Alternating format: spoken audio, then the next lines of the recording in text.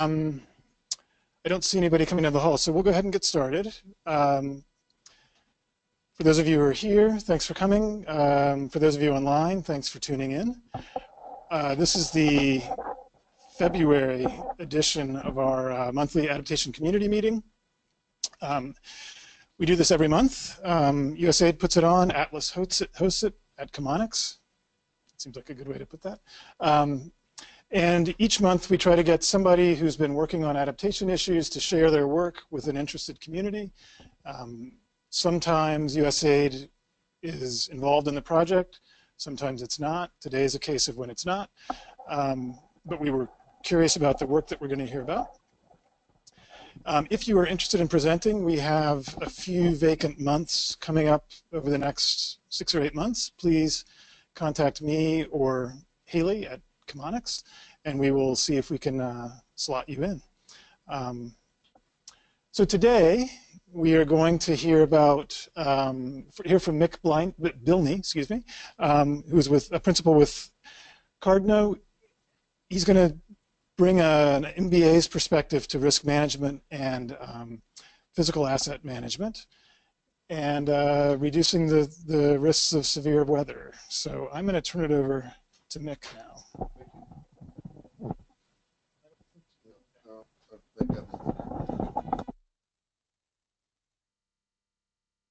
Thank you very much, and thank you folks for coming. I'm going to talk about, as the title says, about reducing risk from severe weather events on facilities. Here's the list of topics that I'll cover, the approach and some of the definitions that we use, as well as a 3-phase process that we've developed, and improvement in adaptation and resilience planning, and then some of the lessons learned from our efforts in this regard.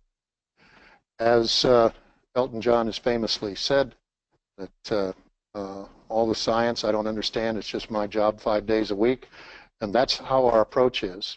This is not about the science of climate change, and in fact it's not about climate change at all. It's actually about the effects of climate-related severe weather events, which, as we know, have increased in frequency and degree over the last several years, just given recent history. And it's really about the effect of those events and the vulnerability of facilities and real property and assets, and the risk of those facilities have due to their current conditions and so forth.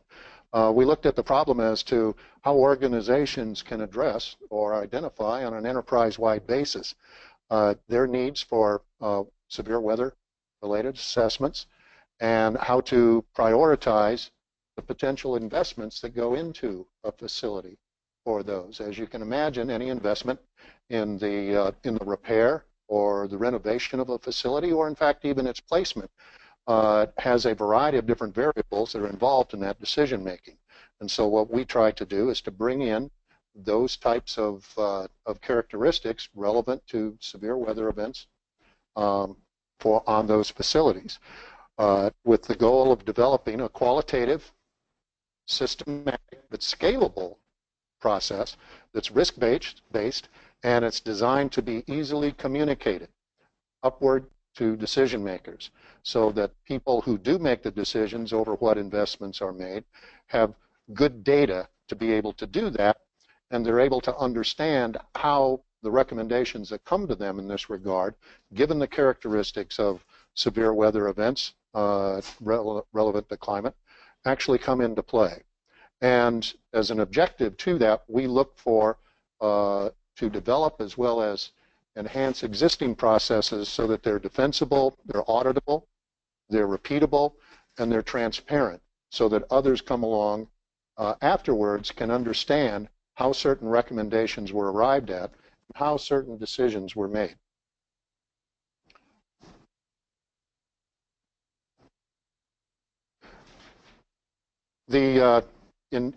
One of the things that we stress when we do this work with organizations is that they should develop a shared understanding of the terminology that they're using.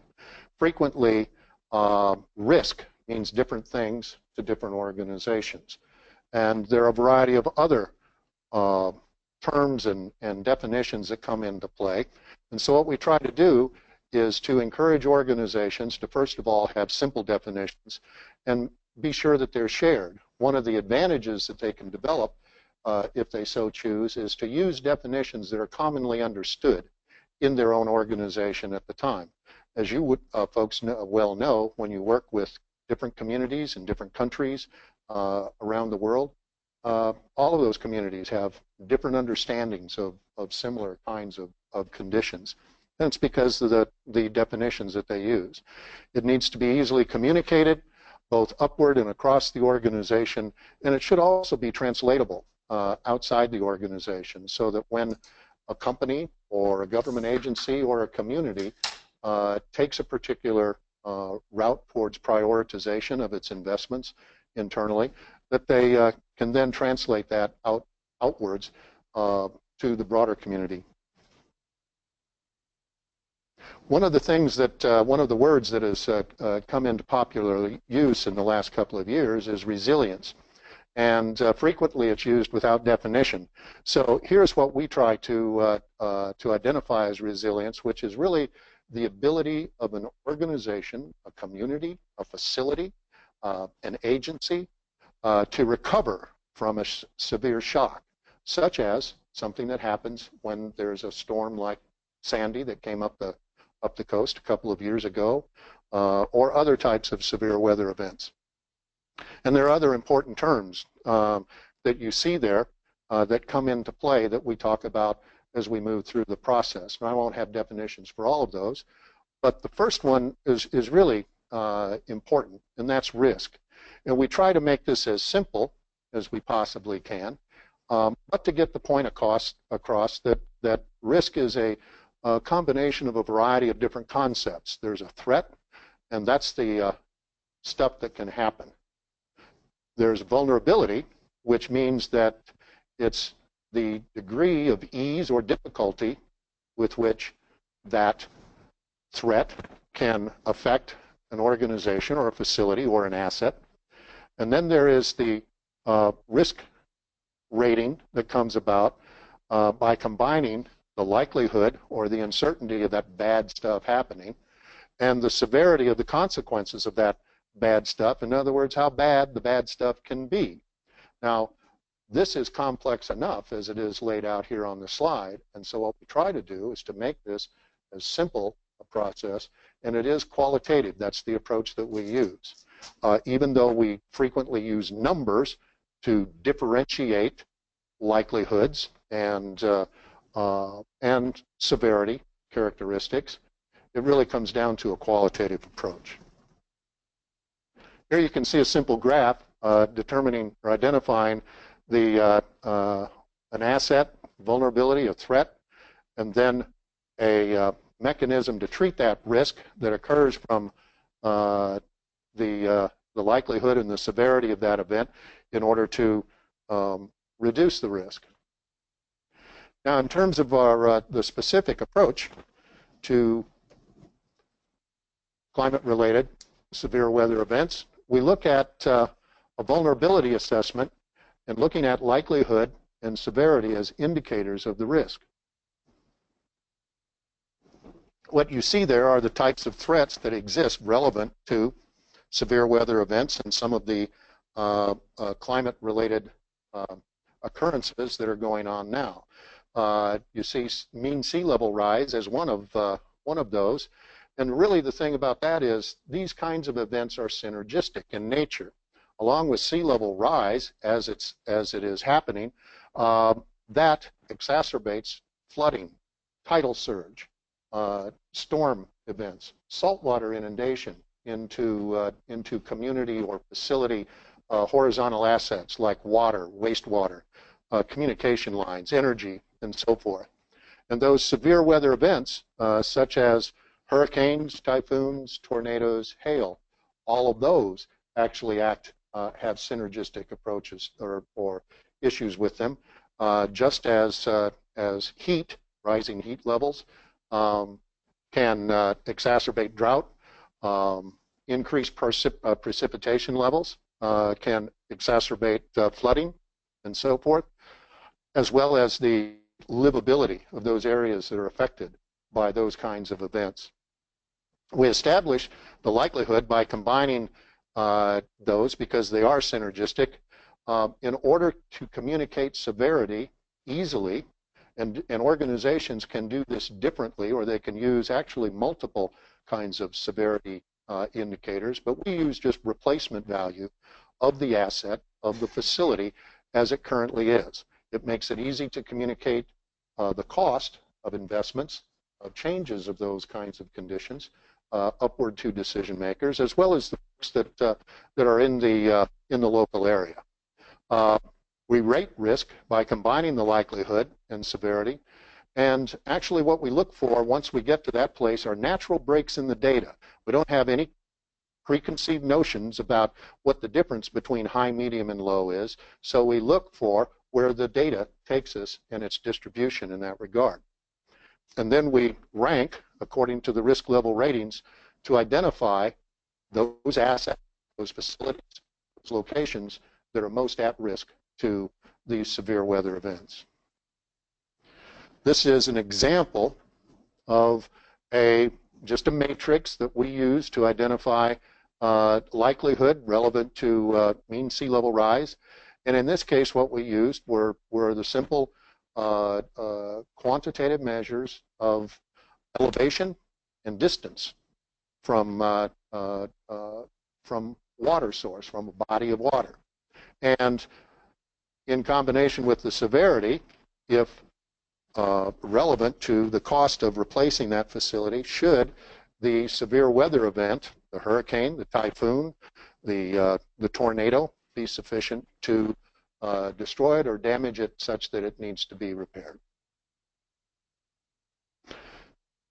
Here are the first phase of our assessment process, where essentially we start to identify the facilities, and we start with an inventory or a list of locations of where those properties or assets may be located, and we use publicly available data that's available on federal government websites of various types. You folks are familiar with those, and we screen the properties and assets to identify and determine the assets that are most important to the organization, which is why we have the graphic to the right. Assets that an organization has are typically all necessary. Many of those necessary assets are important, and a few of those important assets are truly critical to the community, to the facility, to the agency. And so we seek to determine where those assets lie in that sort of a range. And then we rank or rate and rank them by the relative risk to identify those that are most at risk to those kinds of events that I showed you on the previous slide. The phase 2 of our assessment process for this goes to conducting on-site assessments. And we have a standardized process that we've developed, and I'll summarize that for you in a little bit.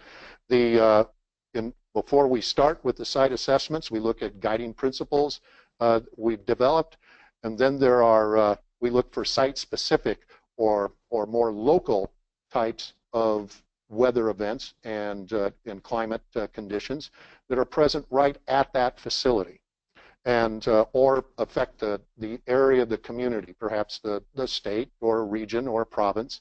And then we evaluate the vulnerability to those local effects and conditions. And we look at local infrastructure also, the support networks that are there that are available to the facility, to the community, to look to see that necessary infrastructure like roads and power are available. What the level of robustness of those support networks are. Crisis management is one of those. What sort of other sorts of emergency planning is taking place in the local community where the facility may be, or in the region, or the larger geographic or political area. We also look at what's going on in climate and weather and response planning that's going on to see if there are linkages that have already been established in some way, or that where collaboration and synergy could be obtained.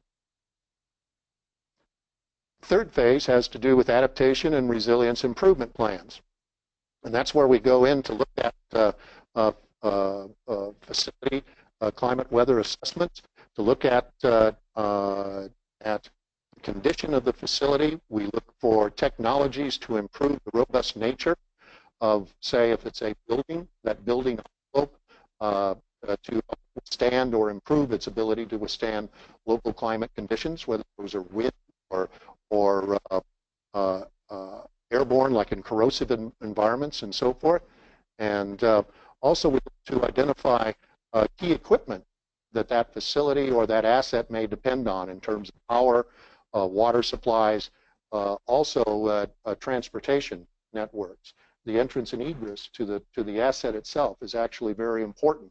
If there's only one way in and one way out, and that's vulnerable to a flooding event, then you have problems that exacerbate beyond just the facility being affected itself. And we also look at how maintenance is scheduled and so forth. And we look to identify if there's any additional things that could be done in that area that might have already been planned, that are going to be done, that might be done sooner. We recommend improvement in investments that can be made to help improve the adaptation of the facility or its resilience should some severe weather event occur. And then also we, if the organization so desires, develop rough order of magnitude cost estimates for those investments. And then we get our lessons learned.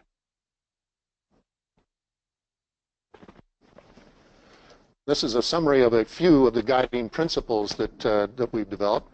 And the first one is really integration of the consideration of severe weather events and adaptation and resilience improvement into the other planning that goes on within the enterprise, within the organization, at the facility, so that it's more holistic than it might have been before this approach was taken. We use results of the analysis to inform short and long-term maintenance and continuity of operations documents. Those of you who deal with federal facilities or facilities in the private sector know that they have those kinds of plans frequently. They're called COOPs, and those have considerations, a wide variety of considerations in them, of which severe weather should be included if they're not already. And that resilience assessment is an ongoing and iterative exercise and should be done with some sort of regularity, just as the overall planning approach for the facility or for the real property. And that facility condition assessments, because we work in asset management a lot, we do a lot of those, and that data is very valuable when it comes to looking at the condition that the facility is now, what its planned life cycle is, where its maintenance is coming into play, and what sort of condition, how the condition may play into the planning of to extend the life of the facility, or perhaps even make a decision on whether it needs to be where it's at, or perhaps someplace else. Here's a summary of some of the key process steps. When you go into any organization, just like you folks know that when you go to a community, whether it's here in the U.S. or it's elsewhere around the world, that involving leadership and the management of those communities and the facilities from the beginning is really important. And when you begin the assessment process, we look to gather comments and updates of the information that we may have obtained previously, as well as anecdotal data from the subject matter experts that are there on site. That's really important because those folks live their day-to-day, and they work their day-to-day, and they know what kinds of things have gone on. Frequently, they have long histories, and so they can provide a lot of substance and value that may have been missing from the original databases that were used, and that the assessment team and facility management subject matter experts consider the local and regional conditions that are listed there, like impacts of weather, the planning efforts that may be going on around them in the political realm, the communities, looking at code assessments, the local regulations that are in place relevant to how the facility should operate.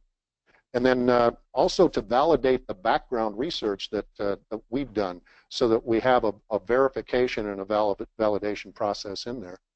And then, as I mentioned, collect the anecdotal and other information. We pick up a lot of lessons learned when we do this, and many of them are consistent. We always find new ones and so forth. But we use the use of existing data that we have really allows you to lower the cost of these kinds of assessments, and it's been accepted already. However, but we do review and recheck generally accepted both the enterprise-wide data as well as the locally accepted data to be sure that it is accurate, that someone might have missed something and so forth. On-site and face-to-face assessment is really important. You can't do this stuff from a desk here in Washington, D.C. You've got to be on-site to do it. That's the only way you can meet the people and you can see the conditions. And the inclusion of local leadership and management, like I'd mentioned before, and then the FCA data is effective for really helping develop those sound adaptation and resilience improvement plans.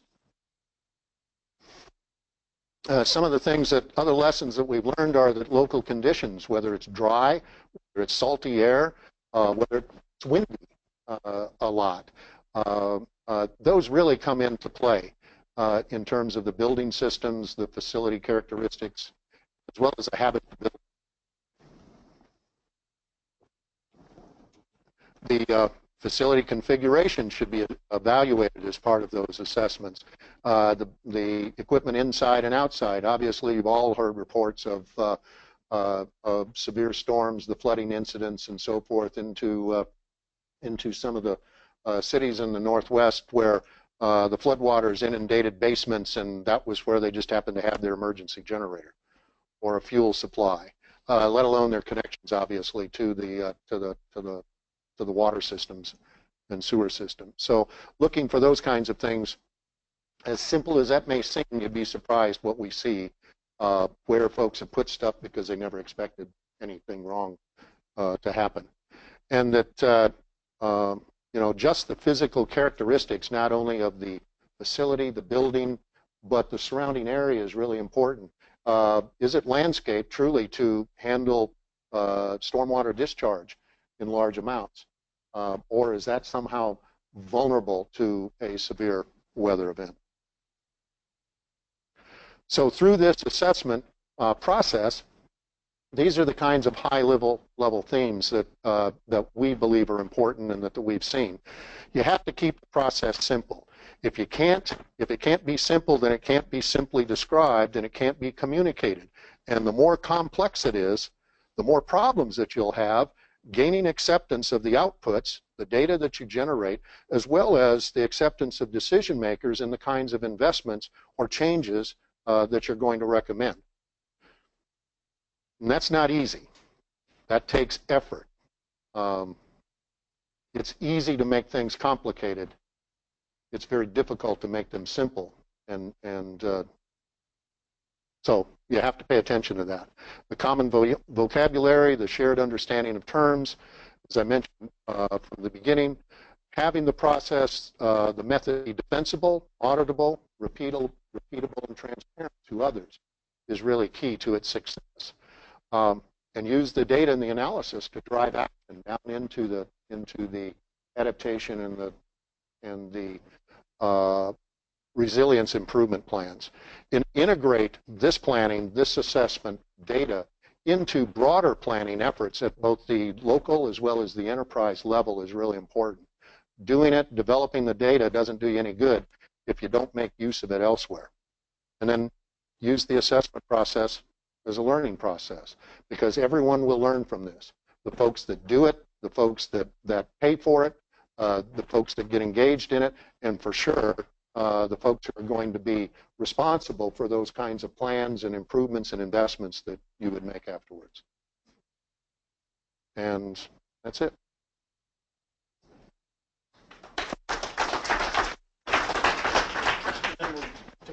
Sure.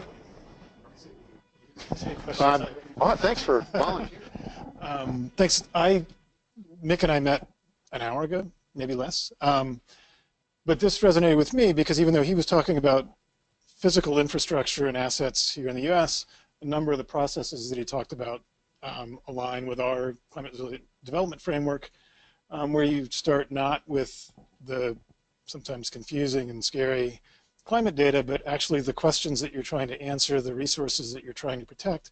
We tend to work more on systems than on individual physical assets. But I think the thinking is the same.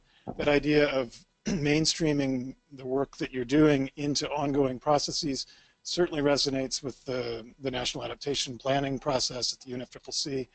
And that idea of using data that's available and applicable to the question you're trying to answer, the problem you're trying to solve, certainly resonated. So thank you very much. The questions in the room, and then we'll see if there's any online as well. If you could say your name and who you're with. I am Sean Bath. I just finished NOAA Canals Fellow for my first time here. But my question actually goes to that mainstreaming approach. So it seems like it might be a challenge to come into an organization, a community, whichever it is, do this project.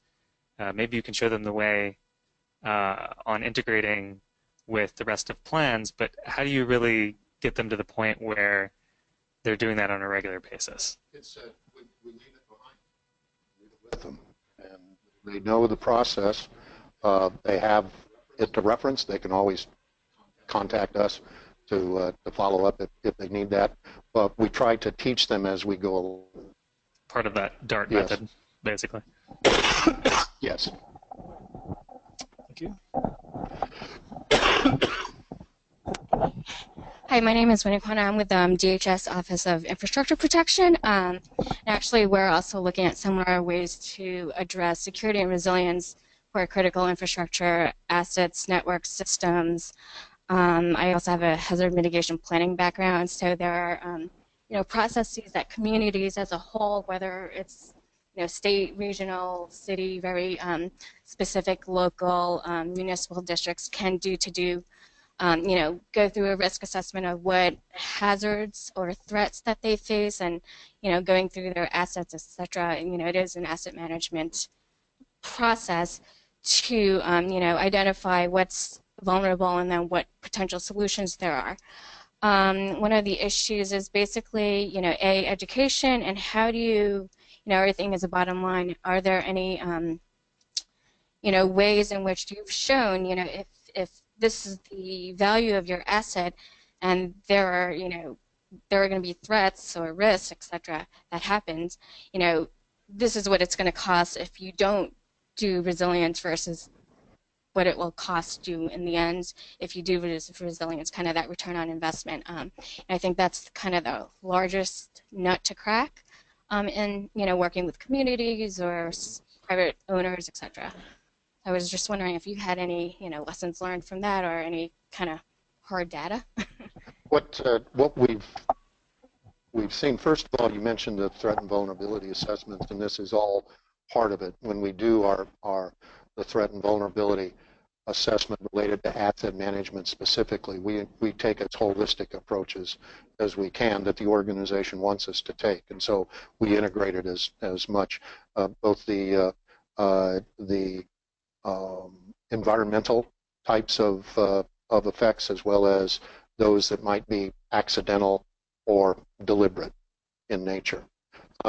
In terms of the investments, there are levels to this assessment that process that can get to the level of being able to compare costs and investment, total cost of investment, and so forth, that are at a level of detail that is typically below where we start. And so what we try to do is to provide an idea to the organization first, what they are at a high level, such as the ROM estimates, and then say, okay, if you want to invest in this facility, there are a variety of choices. You can repair it, you can renovate it, you can harden it, make it more robust. You can move it.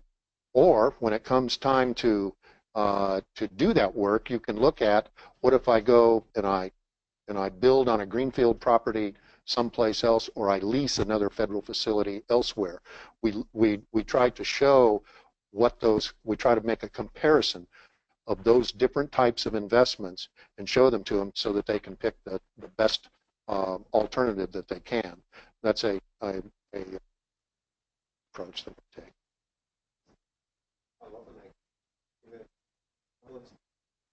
Sorry, Jeffrey Blake with USAID in the Climate Change Office, actually, working on integration. So this also resonated with me, as it did for John. Just following up on that last question, could you just give one or two examples, maybe different kinds of examples of the kinds of clients with whom you've worked to do this kind of assessment, and what kind of impact it's had in terms of changes that they might have made, either with design or retrofitting if that was necessary, or moving if that was necessary? We work broadly across all federal agencies, defense and civilian. Okay, we've done more work for some of them than others, just like anyone in our business. They have great sensitivity to these kinds of things, as you understand, working for an agency. We have seen them look at the high numbers in terms of, first of all, the risk prioritization is very informative for them if they haven't done that in the past. So that's one aspect of it that they start to look at. And they look at that particularly at those facilities that are most critical, that are mission critical, if you will, to them. And so when they start to look at that, then it causes other questions that they can answer internally frequently, because they have economic analysis that they do all the time, or they can ask us to do that. And we've done that in differing degrees for the folks that we work for. And so that's a matter of gathering more detailed data, more detailed cost, more detailed and more total cost analysis of each of the alternatives that they have. And so then they make comparisons of those. And yes, we have had them select those alternatives with cost as a part of it. It's not ever the only one, but it goes into helping them make a decision that covers a variety of areas, both their workforce, the mission that they have, and the cost to repair or renovate a facility or move it or locate it elsewhere. And there are, of course, a lot of very political decisions that go into that, and very political considerations that are important to them when they do that, because they have a lot of constituencies. So yes, they look at it in detail. They'll begin to dig down, drill down, if you will, into additional levels of detail, both for cost and investment.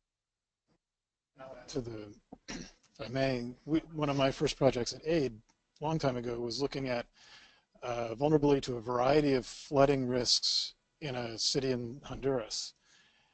And we spent a lot of time getting data that wasn't really helpful. And then we went and talked to the city council and the mayor and said, you can either solve the storm surge problem or the riverine flooding problem, or just the urban flooding when it rains because you have no drainage system problem. But they're not really complementary, so you're going to have to pick one. Where do you want to start? And I thought they were going to say the coastal flooding, because that's where the hotels were. And they said, downtown, that's where the poorest people live.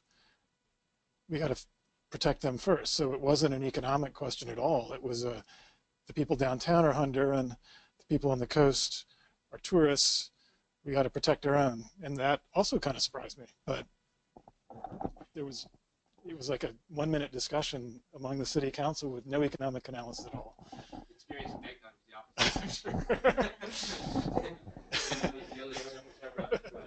Didn't want that at all. Yeah. Other questions? Online.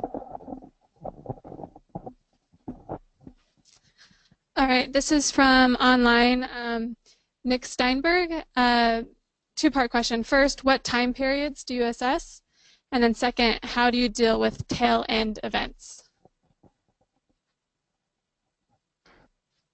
The time periods that we assess, I would think that perhaps that question doesn't go strictly to like next month. It probably looks at a period of time that we use.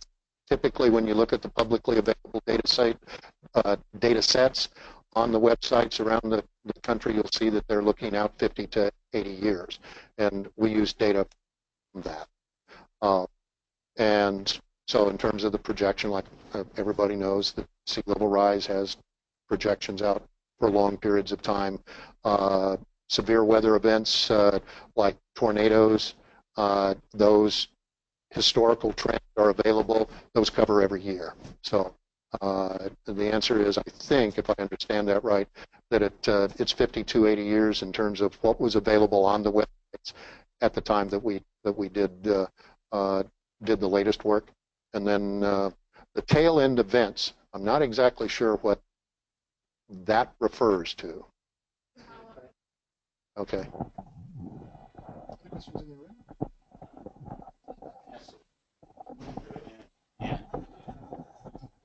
Chris Perrine, I'm the chief of party for the Atlas Climate Change Adaptation Project. So just to follow up on that question about the projecting forward potential impacts. Obviously, I mean, you're saying you're using available data, you know, and as we all know, and I mean, us in the development field in particular know, data available in the U.S. and Europe, other more developed places, is obviously more robust than in other places. Have you applied this methodology in places where the data is extremely thin, and you know, and if so, you know, do you quantify the confidence, you know, with which you can make your risk assessment and based on the data that are available? And in places where there's been a lack of data, where, you know, in really poor countries of the world, no, we haven't. I can imagine, though, it's speculation on my part, but I think that if I were challenged with that, I would look at what local information was available in terms of historic storm events. Those over the past 5 years, say, I think are probably pretty well available somewhere. So we would look for data sources that might be available over that period of time. We would look for how we could at least define the level of uncertainty if we could. Now, I don't believe that it would be truly a quantitative risk level determination in that. I think it would be relative risk data. But I think that if I were challenged with that, I believe that I could come up with a reasonably acceptable approach that would help people at least understand the uncertainty that they're dealing with.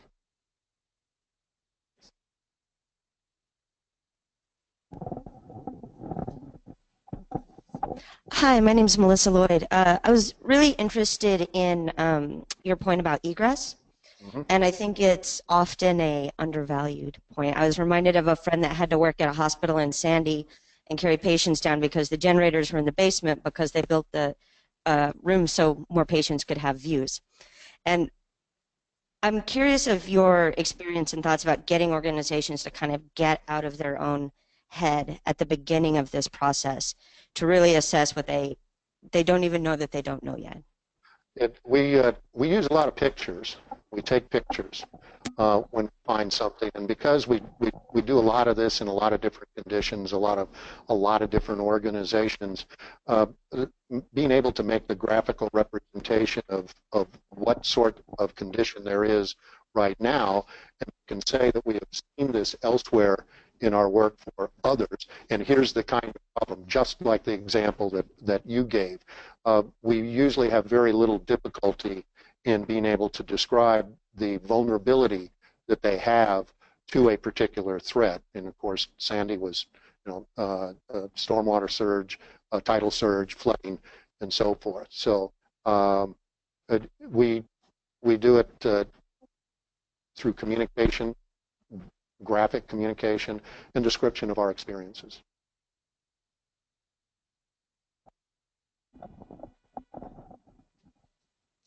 All right, I have a clarification. It's the low probability, high impact events.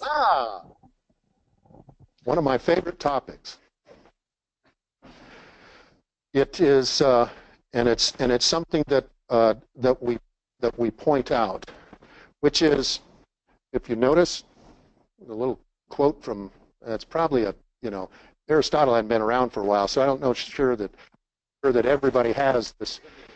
Yeah, this quote clear, but he's in his description of his arguments, this is something I think that was distilled from them.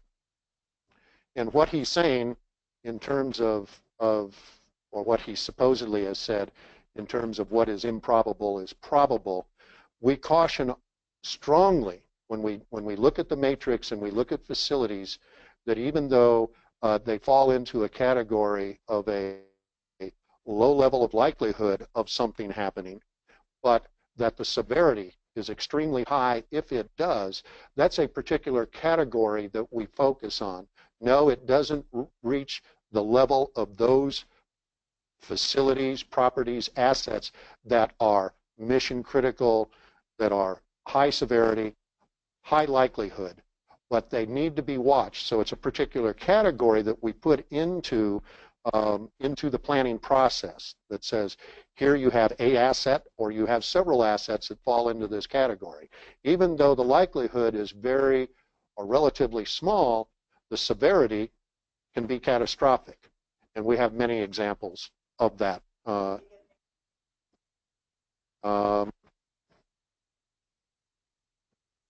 airplane that falls out of the sky, a rocket that explodes shortly after takeoff. And those kinds of things have happened. And indeed, the events that we experience due to man-made, deliberate, malicious kinds of acts frequently fall into that category.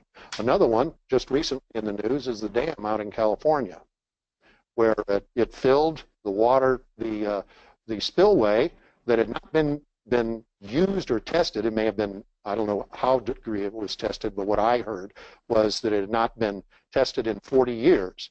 In other words, they didn't know what the conditions of the spillway may be, or the service level of the spillway may be, if this kind of event happened. Well, it happened. That water backed up. They had to reduce the volume of water behind the dam. They put it down the spillway, and the spillway, in many respects, failed or is failing. I hope that they've been able to stabilize it now.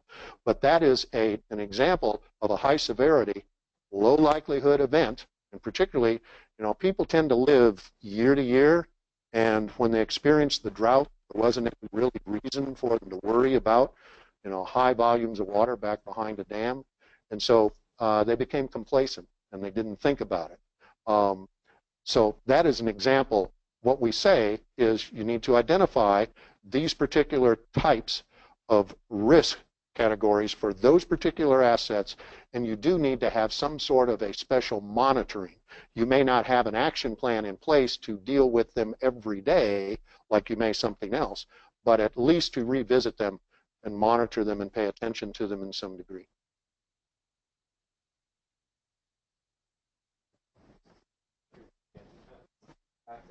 Chris was bringing up, and also related to this, I'm sure you said it, but if you could just repeat the quantification. I know this is a qualitative approach, but the quantification of the likelihood and the severity, are those largely or mostly driven by what you're seeing in the data, or is it also somehow an expert elicitation approach where you're bringing together people who have the local expertise and knowledge of what is likely or not likely in that particular location?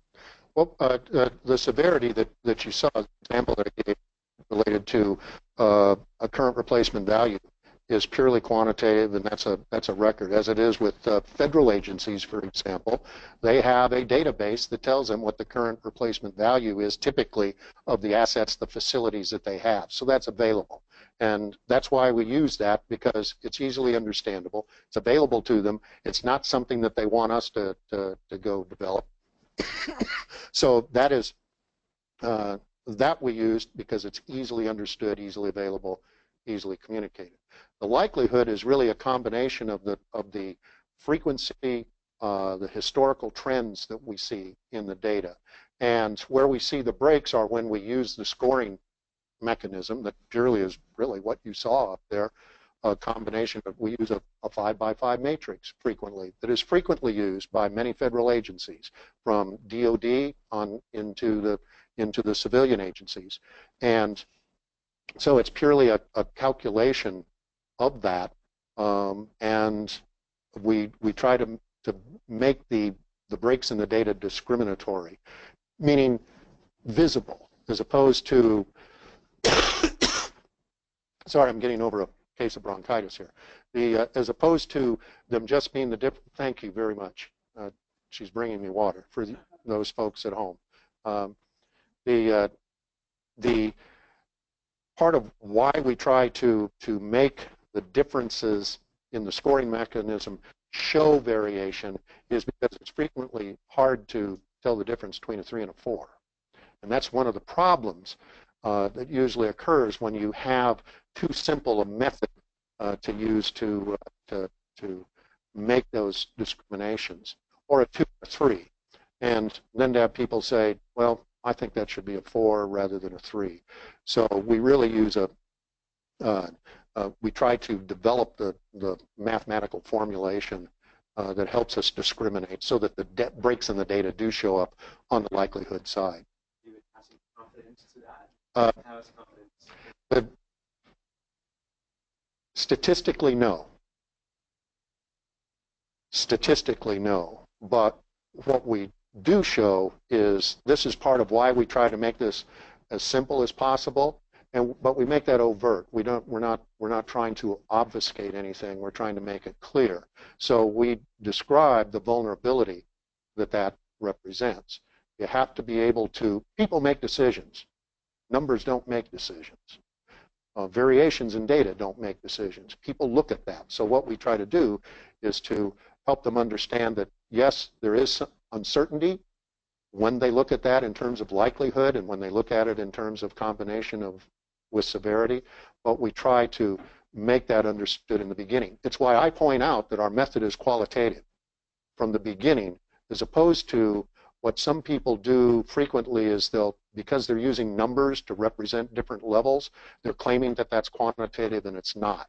This is a qualitative method, and consequently, you have to understand that and take that into account when decision makers make their decision.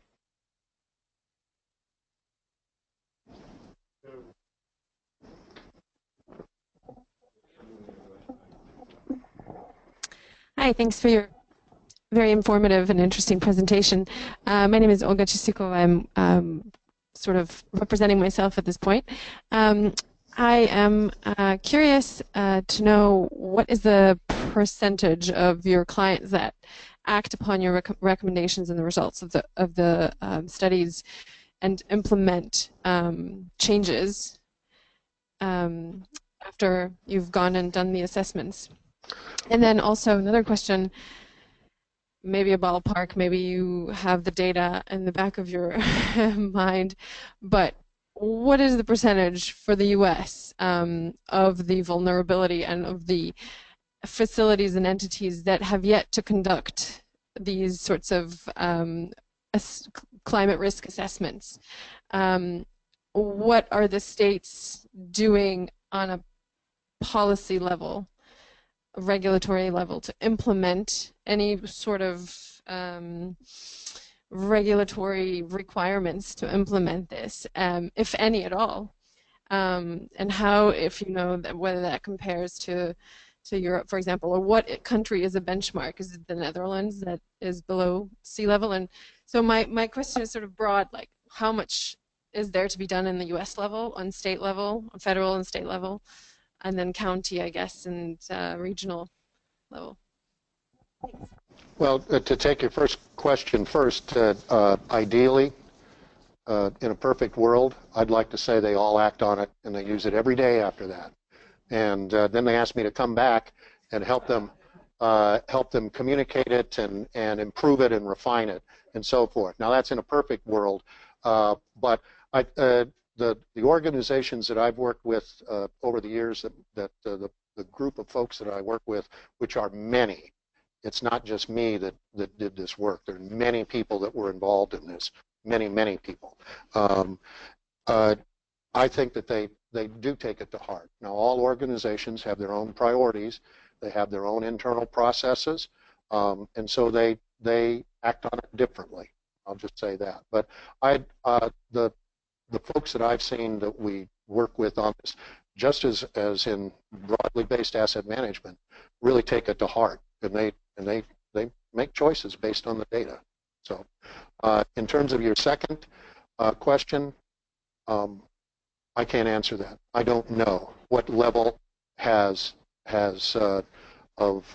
work has been done or what the policies are. I do know that all you have to do is go on websites like you all do and do searches for climate change action plans here and around the world and see what's going on. So I'm just not in that regard. So I could help you answer some of the state, regional, local. So FEMA has a hazard mitigation planning directorate, and so after a disaster, there's always funding to kind of get back to the steady state or pre-disaster conditions, and then there's hazard mitigation grant funding that communities could also apply for to kind of incorporate resilience or mitigation to avoid potential issues that, or to mitigate any hazards that have occurred in the past and, bring them up to a higher standard. So there is an act called the Severity Act, which kind of addresses that whole disaster funding mechanism. And in order for communities to get access to that funding for disaster mitigation, they are required to prepare hazard mitigation plans, and they could either be done at a very local level or kind of regionally, where counties and cities within those counties and greater look at this at a risk assessment, prepare a risk assessment, and then identify strategies to address whatever vulnerabilities there are, and that could be at a very policy-oriented action, or it could be education, or it could be specific. We're going to build a dam wall here, or something. It varies. At the state level, states are also required to do hazard mitigation plans, and just recently, FEMA has put out guidance for states to incorporate future conditions. They don't call it climate change because of the political backlashes that they could, it's a political issue. To get around that, they call it future conditions, and so their states are now required to address future conditions, whether that's an increase in frequency or severity of various other hazards that are related to climate change. So I think all 50 and all the territories as well have plans that are have been approved or are starting their update. I think I was just at a FEMA meeting the past 3 days. I think about over 22,000 communities have a plan approved in some way or form. That's not to say that all these communities have actually implemented anything or everything, just because there's always a funding issue. But it is a way to kind of get that ball rolling in terms of just knowing and educating your populace and community about what the threats are. And, as money becomes available or funding becomes available, then, it's a way for them to start thinking, start implementing. Thank you for helping out with that. This is my question, not from online. I'm Haley. I'm also with the Atlas team. This made me think when you were talking about the high impact, low probability events like a rocket exploding or something. Is this risk-based assessment coupled with other, that's for weather, is it coupled with other risks that are like man-made risks, or is that a separate risk process that happens at the same time at different times? Are they linked? The answer to that is it depends on what the organization asks us to do. Very frequently we take a holistic approach and we cover everything.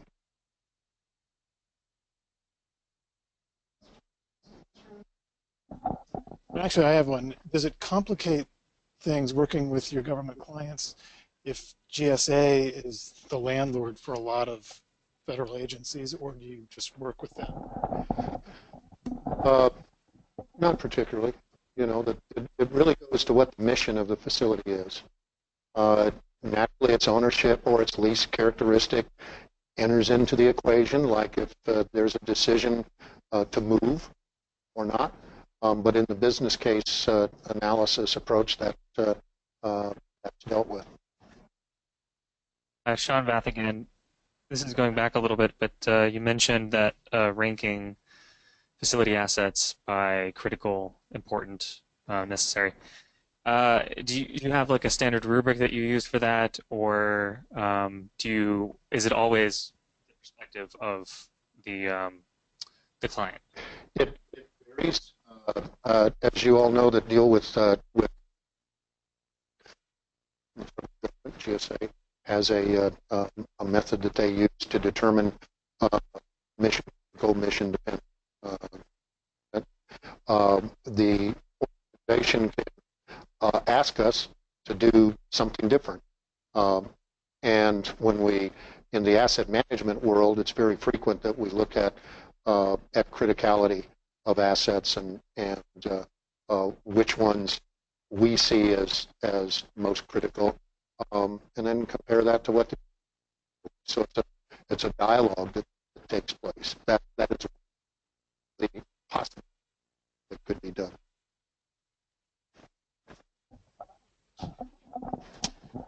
Any final questions? I appreciated your talk. I'm John Wickham with the World Bank. We work a lot in developing countries, and I'm wondering, often they define assets for the poor, not physical assets, but like livestock, agricultural assets. And I know in the U.S., for instance, when there was a hurricane in North Carolina coast, a lot of hog farms were inundated. It doesn't sound like any of your work has touched on that, but I'd be wondering if it has, what you did or how you might approach that. Assets are neutral in that regard. An organization determines what's critical. In the developing countries, for example, their transportation system, how they get people, let alone animals, food animals, crops, from farm to market is absolutely critical. How they get people from a rural area to a location to where they can receive health care. Take women about to give birth, making sure that they have sufficient transportation system to be able to have those people come from their village, if you will, into an area where there is a hospital. Being able to reach that is very important. It goes directly to increasing or decreasing child mortality, infant mortality. The sooner they get there, if they need to, the more likely the child will be to live. So there are literally life and death kinds of considerations in the developing world that can be associated with this. Whether it's a severe weather event where a road's washed out and it takes a long time to get around that, or just the way that they move from one place to another, whether that's on foot or by cart or by airplane. Those kinds of things can come into play. The message there is that it really takes determining with the organization, with the community, with the country in some cases, what is most critical to them and what do they want to look at, and then looking at the conditions, the events, the negative events that may apply to those particular systems, those networks of assets. And that's what that road is in the case of a pregnant mother in undeveloped Africa. Any other questions? Sure. Someone else has one. It's sort of a follow-up to the earlier discussion of low probability, catastrophic events. So, low likelihood, high severity. I'm just curious as to your observation, based on the assessments that you all have done.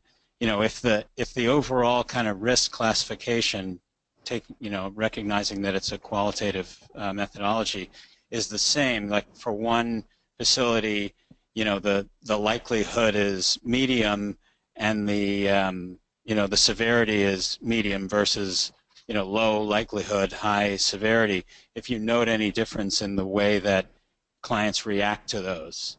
What we always recommend is that they monitor the data and they revisit it. That's why I mentioned early on that it's an iterative process. And just as most planning is with organizations of any type, whether it's social, environmental, financial, they do it on some sort of a routine or regular basis.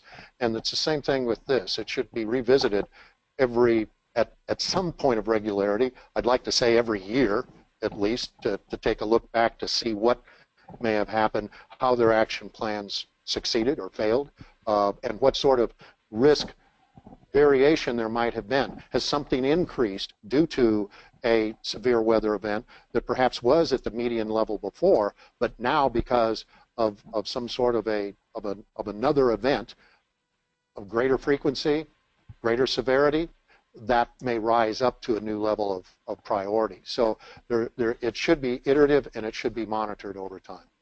That's the systematic approach to it. If there are no other questions, so thank you, Nick. You're welcome. Thank you. Thank you. Thanks to all of you. Is there another question? Our